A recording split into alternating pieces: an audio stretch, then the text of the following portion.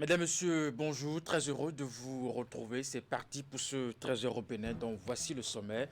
Ce sont 17 416 candidats planchent depuis ce matin pour l'obtention du baccalauréat sur l'ensemble du territoire national dans 133 centres de composition repartis à travers le pays. Au plan national, c'est la ville de Ouidah qui a connu le lancement officiel des épreuves. Pour le compte du département du littoral, c'est le collège d'enseignement général de Ouéro qui a abrité le lancement officiel, cérémonie conduite par le préfet du littoral et le maire de Cotonou.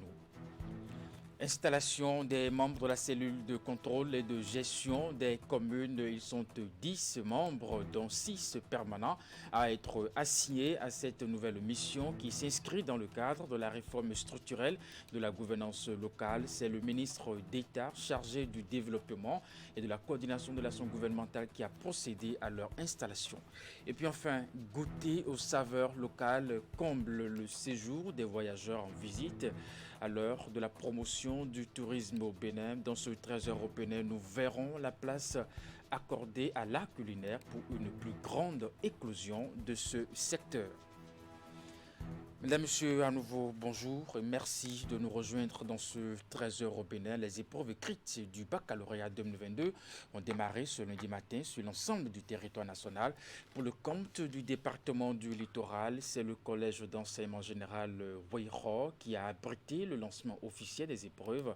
Cérémonie conduite par le préfet du littoral et le maire de la ville de Cotonou. Voici le compte rendu de Idrissou Boukari, Henri Ganti.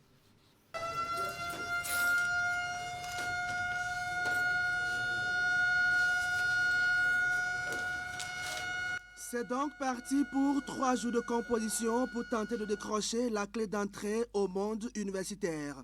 L'examen du baccalauréat session de juin 2022 démarre ainsi sur l'ensemble du territoire national. Pour le compte du département du littoral, c'est le CEGE Ouéro que le maire de Cotonou et le préfet du littoral ont choisi pour lancer officiellement les épreuves.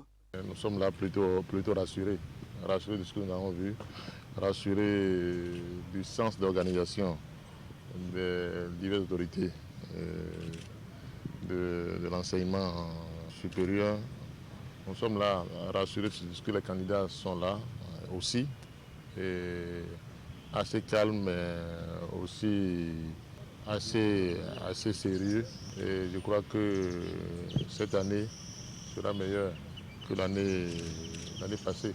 Je voudrais rappeler que c'est le 3e exercice de cette saison, puisque avant le bac, nous avons eu le CEP, le BPC et aujourd'hui le bac, qui se déroule dans d'aussi bonnes conditions que les 2 précédents exercices, c'est-à-dire une organisation à bonne date, des étudiants, des candidats bien préparés, en raison d'une année scolaire sereine.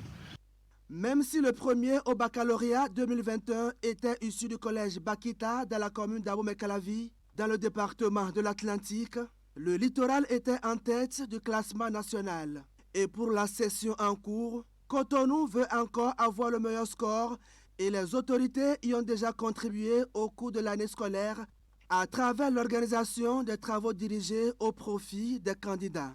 C'est un complément au travail combien grand effectué par les professeurs. Je crois que tout ceci ensemble nous donnera un très bon résultat.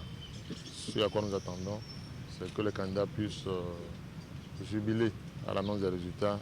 Nous y croyons. Nous avons demandé que la chance les accompagne, qu'ils soient surtout en bonne santé pour les quelques jours. Le CEGE Ouéro accueille 964 candidats sur les 10 792 répartis dans les différents centres d'examen dans le département du littoral. Après le lancement officiel des épreuves, la délégation du préfet et du maire s'est rendue au collège Les Pylones à Agla, puis au CEGE du littoral à Akpakpa pour constater le déroulement de l'examen. Les compositions prennent fin mercredi prochain. Et puis la ville de Ouidah a abrité tôt ce lundi matin la cérémonie de lancement officiel au collège d'enseignement général 1, Bertrand Dagnon, 2 ministres du gouvernement en la personne de Kouaro Yves Tchabi et Eleonore Yahi Ladécan, suivi des autorités locales qui ont donné le top de la composition. Teddy Goudalo pour plus de détails. C'est un examen, ce n'est pas un concours. Ça veut dire que nous pouvons espérer 100%, n'est-ce pas? Des mots d'encouragement du ministre Kwaro Yves Tchabi à l'endroit des candidats à l'examen du baccalauréat, session de juin 2022, quelques minutes avant le lancement officiel. Nous avons eu plus de 64%. L'an dernier, nous espérons avoir de meilleurs résultats encore cette année. Ensemble avec son collègue en charge de l'enseignement supérieur, ils ont donné le top de cet examen qui donne accès aux études universitaires. Vous êtes dans de très bonnes conditions, les superviseurs sont là, les chefs sont, vous n'aurez aucun problème. Le gouvernement a joué sa partition, les parents vous ont suivi, encadré, il ne reste que vous-même pour affronter l'examen.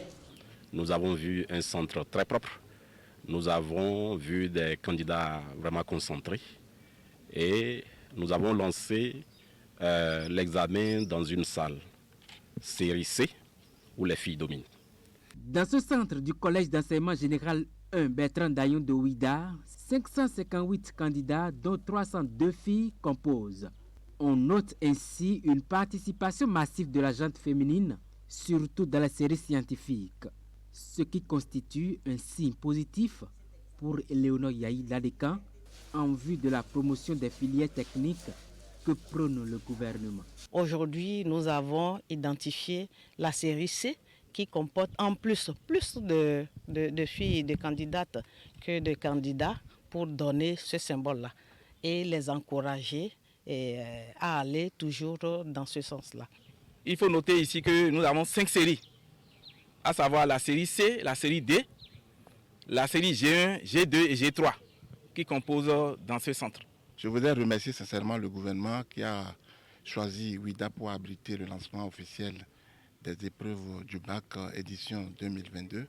Ouida est honoré et je pense que les réformes engagées dans le secteur de l'éducation par le président de la République et son gouvernement a donné ses fruits. Pour mieux s'assurer du bon démarrage de l'examen dans la commune, 2 autres centres ont reçu la visite des autorités ministérielles. Il s'agit des CEG 2 de Ouida et de Paou.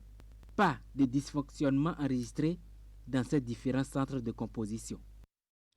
Nous restons toujours sur le sujet du baccalauréat, session de juin 2022, cette fois-ci dans le département du Borgou. Le top a été donné ce lundi matin au CEG Albarika. Bien entendu, il sonnait 8 heures quand le préfet du Borgou et le maire de Parakou ont donc lancé la première épreuve de français dans ce centre qui accueille justement 793 candidats des séries A1 et puis A2. Voici le compte rendu.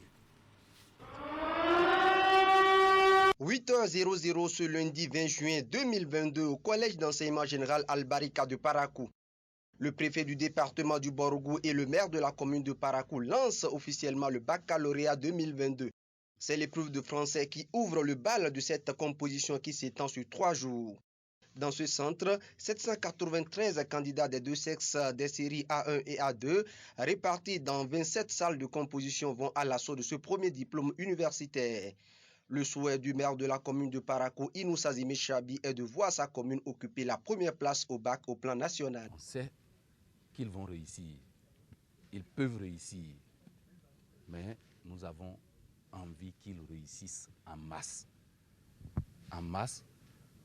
pour que notre commune puisse être la commune leader au bac, au BPC, pourquoi pas au CEPE. C'est notre souhait le plus ardent. Le préfet du Borgou, Djibril Maman Sissi, a félicité le gouvernement pour toutes les dispositions prises pour le bon déroulement de cet examen avant de prodiguer ses conseils aux candidats. Rien de sorcier. Tout ce qui vous sera demandé, c'est ce qui vous a été déjà appris en classe, d'accord? Donc restez concentrés ce matin. On va vous distribuer les épreuves, c'est de les lire, la tête reposée, oui, la tête reposée, donc la tête reposée, d'accord? Donc vous lisez, vous vous assurez d'avoir vraiment compris avant de commencer par traiter. Et quand vous avez fini, c'est de relire la copie pour vous assurer de n'avoir vraiment pas commis des erreurs. Dans le département du Borgou, ils sont au total 8244 candidats des 2 sexes répartis dans 11 centres de composition. Des chiffres en baisse par rapport à ceux de l'année dernière. Alors, ce qui pourrait expliquer cette diminution, c'est il y a plusieurs raisons qu'on pourrait avancer. D'abord, la première raison, c'est la performance inédite que nous avons réalisée l'année dernière à travers le fort taux de réussite. Donc cette année, il faut s'attendre à ce qu'il n'y ait pas suffisamment de candidats. Il y a également que depuis quelques années, avec l'outil de pilotage qu'est EducMaster, nous n'assistons plus, je le dis toujours, nous n'assistons plus à des inscriptions fantaisistes. La première épreuve de français dure 4 heures. Bonne concentration aux candidats. Et puis vous suivrez donc dans nos prochaines éditions le lancement des épreuves du baccalauréat dans d'autres localités de notre pays. Congrès national constitutif de l'Association béninoise des techniciens du bâtiment et des travaux publics à Cotonou. L'événement a mobilisé plusieurs acteurs du secteur venus de tous les départements du Bénin. C'était donc l'occasion pour les organisateurs donc, de dévoiler les ambitions du Creuset au profit des membres. Reportage. À travers ce premier congrès constitutif, les techniciens des bâtiments et les travaux publics du Bénin vont désormais fédérer les énergies pour défendre leur corporation. L'Association béninoise des techniciens des BTP existe donc officiellement et envisage d'œuvrer inlassablement pour l'épanouissement des membres. Aujourd'hui est un grand jour où nous posons un pas vers un long voyage, celui de la professionnalisation de notre secteur d'activité. Ce congrès constitutif auquel nous participons est un challenge qui nous plonge vers une réflexion considérable vers un avenir meilleur du secteur des BTP au Bénin et dans la francophonie. La BTEC se donne plusieurs missions au nombre desquelles nous avons œuvré pour la paix et la cohésion sociale au sein des techniciens du BTP, renforcer les capacités techniques des techniciens du BTP et les outiller à mieux répondre sur les chantiers respectifs, œuvrer pour l'amélioration des conditions de vie et de travail des techniciens du BTP. Avec ses ambitions, l'Association béninoise des techniciens des BTP aspire à un secteur dynamique, juste et durable grâce à l'engagement des membres. Elle incarne également plusieurs valeurs qui sont entre autres la valorisation des acquis associatifs et l'intelligence collective. Vous devez donc de façon permanente accorder une importance capitale à l'amélioration constante de la qualité de nos ouvrages et des conditions de vie de nos populations, aussi bien en milieu rural qu'en milieu urbain. Votre empreinte dans la mise en œuvre du programme d'action du gouvernement est vivement attendue afin de lui permettre de pouvoir toujours s'appuyer sur vous dans l'atteinte de ses objectifs dans le domaine des BTP. La BTEC BTP est un organisme de droit privé ayant une mission de service public. Partant de cela, elle constitue un creuset de rencontres et d'échanges entre tous les techniciens du BTP en République du Bénin. Je vous l'annonçais en titre, le ministre d'État chargé du développement et de la coordination de l'action gouvernementale a procédé donc à l'installation des membres de la cellule de contrôle et de gestion des communes. Ils sont au total 10 membres, dont 6 permanents à être assignés à cette nouvelle mission qui s'inscrit donc dans le cadre de la réforme structurelle de la gouvernance locale. La cérémonie officielle a eu lieu au cabinet du ministre Abdoulaye Biotchane. Reportage. Voici les membres de la cellule de contrôle et de gestion des communes. Ils viennent d'être officiellement installés dans leurs fonctions par le ministre d'État chargé du développement et de la coordination de l'action gouvernementale. Instrument important de reddition des comptes, la cellule rend effective la mise en œuvre des réformes structurelles du secteur de la décentralisation au Bénin. Le choix de créer la cellule s'inscrit dans la tradition instaurée par notre gouvernement, qui attache un prix important à la planification, mais aussi et surtout au suivi, au contrôle et à l'évaluation de nos politiques et de nos mesures. La quête du développement nous impose cette rigueur dans l'action. Nous l'avons fait en ce qui concerne les actions au niveau central et nous en connaissons tous les résultats aujourd'hui. Ils sont au total 10 membres au sein de la cellule, de contrôle et de gestion des communes avec 6 permanents. Leur mission est d'effectuer un suivi rapproché de la gestion des affaires communales et d'assurer un contrôle des actions des mairies. En effet, les audits et inspections effectués au niveau de nos communes ont souvent révélé que beaucoup reste à faire.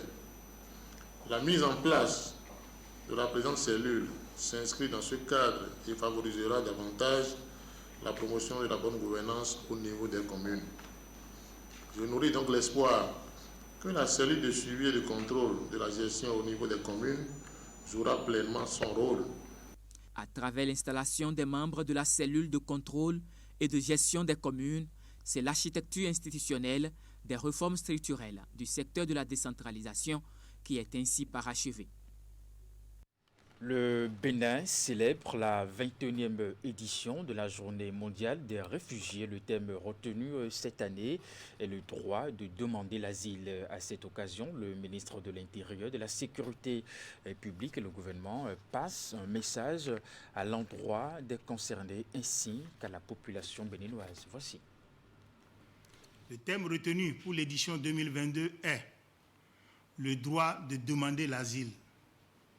Cette occasion qui est offerte aux gouvernants, à toutes les parties prenantes, notamment les communautés et les décideurs des pays d'asile, me permet d'affirmer l'engagement du président de la République, M. Patrice Talon, d'offrir aux réfugiés ainsi qu'aux personnes vulnérables une protection inhérente à la condition humaine dans notre pays.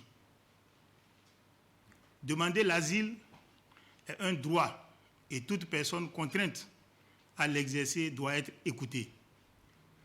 Un réfugié est donc une personne sans aucune préparation qui a dû fuir son pays d'origine pour aller s'établir dans un autre. La question des réfugiés reste toujours d'actualité dans la mesure où le monde fait face à la multiplication des conflits de tout genre. C'est là tout l'intérêt du thème de la présente journée à travers lequel les Nations Unies convient tous les pays à promouvoir le principe de non-refoulement des demandeurs d'asile et exhortent à accueillir ces personnes vulnérables en leur accordant la protection inhérente au statut de réfugié. Mesdames et messieurs, chers compatriotes, le Bénin a toujours fait preuve d'hospitalité et héberge sur son territoire 1778 réfugiés. 586 dossiers de demande d'asile sont en cours d'instruction. Par ailleurs, des dispositions utiles sont prises pour assurer la sécurité de ces personnes au point d'entrée sur le territoire national. En effet, pour prévenir d'éventuels refoulements de demandeurs d'asile à nos frontières, mes services compétents sont instruits pour sensibiliser périodiquement les forces de défense et de sécurité, les élus locaux et la société civile. Retour sur la commémoration de la 32e édition de la Journée de l'enfant africain dans le département du Koufo. Autorités politico-administratives et structures intervenant dans le domaine de la protection de l'enfant ont également marqué l'événement à Plaroué. Les acteurs ont réfléchi sur la situation de l'enfant dans le département. Les différents acteurs ont aussi pris des engagements en vue de promouvoir davantage les droits de ces derniers. Cette année, les manifestations sont placées sous le thème « Élimination des pratiques néfastes affectant les enfants, progrès sur les politiques et pratiques depuis 2013 ». Voici le reportage de Imet Elena Moussou. La célébration a retenu l'attention de nombre d'acteurs. Ce 16 juin, la journée de l'enfant africain est célébrée en mémoire des centaines de mineurs tués lors d'une marche pour leurs droits à Soweto en Afrique du Sud en 1976. La célébration cette année est à sa 32e édition. Les manifestations officielles dans le Koufo ont réuni du monde à l'école primaire publique d'Atome dans la commune d'Aplaroué. Étaient présents diverses structures et organisations intervenant dans le domaine de la protection des enfants, autorités politico-administratives ainsi que les enfants eux-mêmes. Depuis 1990, notre pays s'est résolument engagé dans la lutte pour la protection des enfants. Et en 2013, le gouvernement a mis en place une politique nationale de protection de l'enfant et en 2015, le Bénin a élaboré le Code de l'enfant. Meublés de divers jeux de communication et bien de tableaux culturels, les festivités ont été parrainées par Plan International Bénin. Elles ont été l'occasion de réfléchir sur la situation des enfants sur le continent en général et au Bénin en particulier. La célébration cette année est placée sur le thème « Élimination des pratiques néfastes affectant les enfants, progrès sur les politiques et pratiques depuis 2013 ». Il sonne comme un appel à faire le point des initiatives prises jusque-là, mais surtout à prendre l'engagement et davantage de résolutions en faveur de la protection des enfants. Je vais juste mettre l'accent sur trois choses. La première chose, c'est la responsabilité des parents par rapport aux enfants. Je voudrais parler également de la persistance des pratiques néfastes, le mariage précoce. Je vais mettre l'accent également sur les mécanismes de signalement qui ne fonctionnent pas très bien. Des filles sont mariées quand elles sont encore petites. Nous voulons encore des fournitures pour l'école. Et il faut dire aux parents de nous laisser et de nous aider à aller à l'école. Nous sommes occupés, nous sommes adressés aux enfants, à leurs parents, à tous les acteurs locaux, pour que chacun se décide, que chacun embrasse la réalisation des droits des enfants. Malgré les efforts, de nombreux obstacles et infractions font encore entrave à l'épanouissement des enfants. En plus des discours, les festivités à Tomé ont aussi été le moment choisi pour sensibiliser les parents quant au rôle qu'ils ont à jouer dans la chaîne de protection des droits des enfants. Présents à la cérémonie, tous les enfants sont repartis chacun avec un cadeau offert par Plan International Bénin et certains particuliers. Dans le processus du développement du tourisme dans un pays, l'un des grands objets d'attraction est la gastronomie locale. Goûter aux saveurs locales comble le séjour des voyageurs en visite dans un pays. À l'heure de la promotion du tourisme au Bénin, Melvina Onzo, Elvis Touloucoin ressortent ici la place accordée à la culinaire pour une plus grande éclosion de ce secteur. Le reportage est présenté ici par William Cliquant.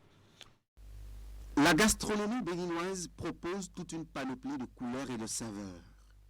Des procédés de cuisson, au bonheur que ces mets procurent aux papilles, en passant par la présentation des plats, il y a de quoi intéresser un touriste en visite au Bénin. L'art culinaire est un héritage longtemps conservé, nous confient plusieurs personnes approchées. Parmi ces plats, il y en a qui sont exportables et bien apprécié des touristes. Pour moi, la gastronomie, c'est créer du bonheur. Et créer du bonheur, il faut le faire avec les produits du terroir. Et quand tu vas travailler ces produits, tu crées le bonheur, mais tu le crées pour toi d'abord, ta passion, ton plaisir, et par la suite pour tes convives. Quand les touristes sont là, l'argent qu'ils dépensent pour se divertir, pour manger, est répercuté directement dans la population, parce qu'ils vont manger la nourriture produite par les cuisiniers, dont les éléments sont produits par les paysans, vendus par les commerçants. Au sud, les gens consomment plus le poisson, au nord, les gens consomment plus la viande. L'avantage de la gastronomie également au niveau politique, c'est la capacité de pouvoir réunir des personnalités autour d'une table, c'est la diplomatie également. C'est le développement économique qui est engendré par ces différents engouements.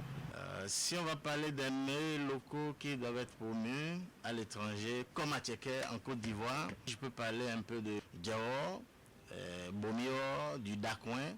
Le yam pilé, Aboulé et Wassawassa, parce que en général, à part les yam pilé, les autres techniquement ne sont pas difficiles à faire. Les yam pilé, maintenant, on ne peut pas soulever.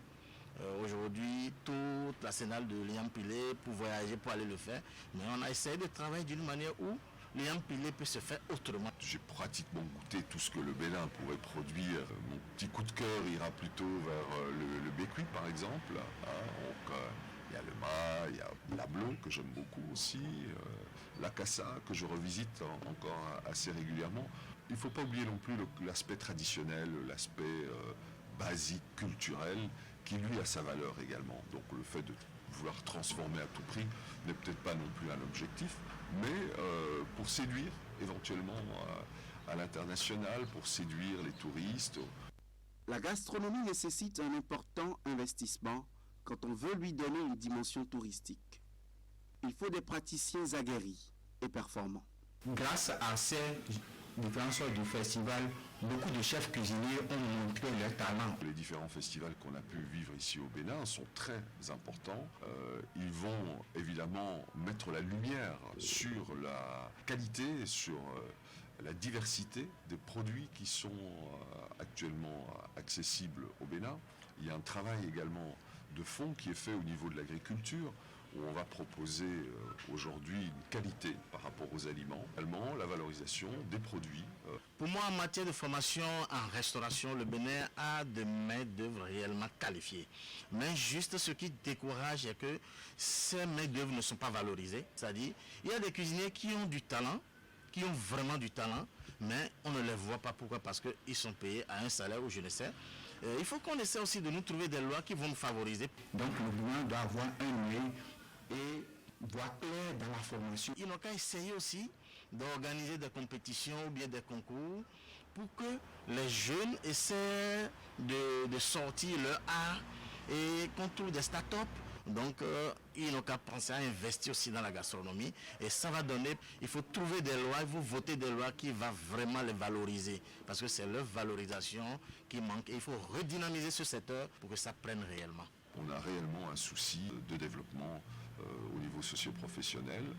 Évidemment, les partenaires privés sont les bienvenus dans ces secteurs puisqu'ils accompagnent les efforts du gouvernement.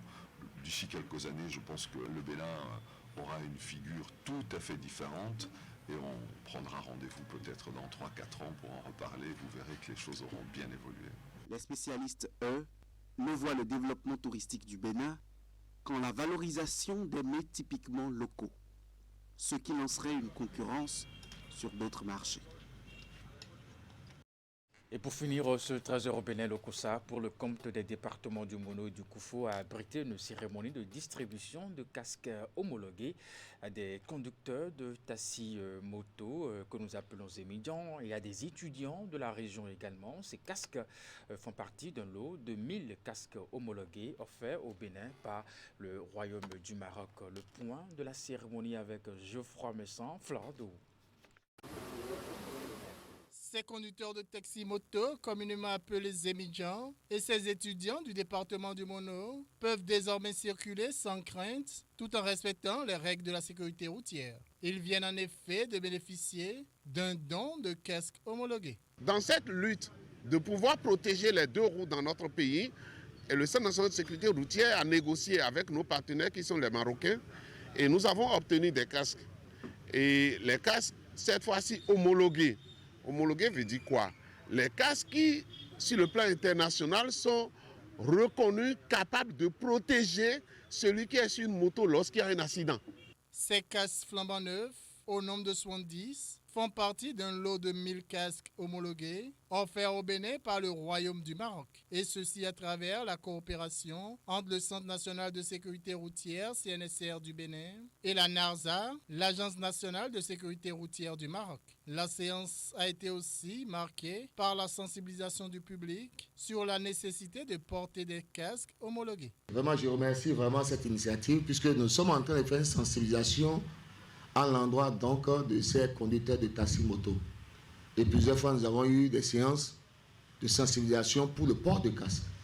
C'est le moment qui est bien arrivé et je pense que le président ici présent sait de quoi je parle et qui doit pouvoir sensibiliser ses pairs à pouvoir porter les casques homologués. Vraiment, je suis très content et je remercie toute la structure du CNSR qui s'est rappelée de nous, le ministère, le président de la République et toute sa suite de ce qu'ils se sont rappelés de nous pour qu'on soit en vie. On vous a donné des casques Tigan. Vous devez en prendre soin. Mais l'autre aussi, vous devez les porter pour que ceux qui vont vous voir vont dire « Ah, donc ces casques-là sont différents. Regarde, depuis qu'il a eu ça, ou bien quand il a eu ça, qu'il a été mieux protégé. » Ça va les amener aussi à acheter cela. Donc je vous demanderai de bien vouloir faire bon usage de ces casques qu'on vous a donnés aujourd'hui et de donner exemple à vos collègues comme quoi c'est les meilleurs casques qu'il faut avoir et que porter le casque, je tiens à le dire, ce n'est pas seulement à Cotonou. Porter le casque, c'est sur tout le territoire national. Les bénéficiaires proviennent des communes de Bopa, Royogbe, Atiémé et Lokossa dans le Mono et de la commune de Dogbo dans le Koufo. Lokossa est la deuxième étape de cette tournée nationale de distribution gratuite de casques après Cotonou. Mesdames, Messieurs, voilà, c'est la fin de ce Trésor Bénin. Merci de l'avoir suivi. Le programme se poursuit sur Canal 3 Bénin à 16h. Votre bulletin d'information à 19h30, la grande édition de la soirée. Portez-vous bien et puis à très bientôt.